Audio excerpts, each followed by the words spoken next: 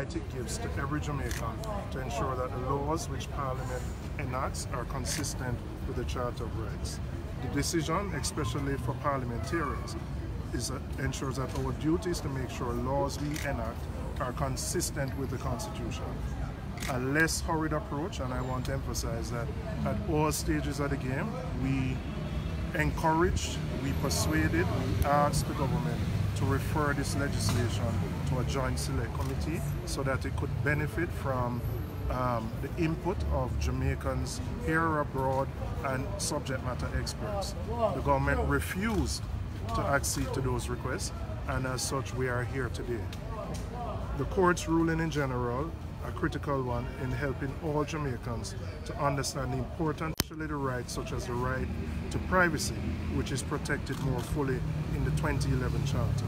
The court's ruling also gives very important guidance on the burden on the state to justify limits on the fundamental rights and freedoms in the Charter.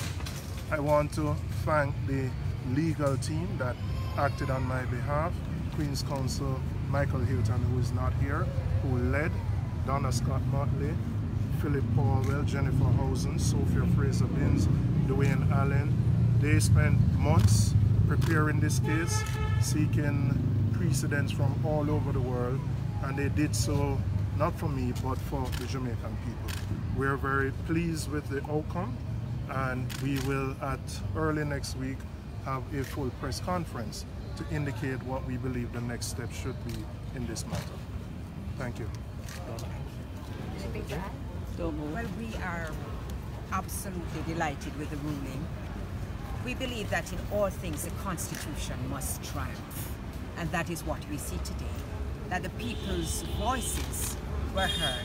We had significant concerns. As some of you might know, I'm a senator, and we actually sat until 1:20 Saturday morning working on this act to try and make it more palatable.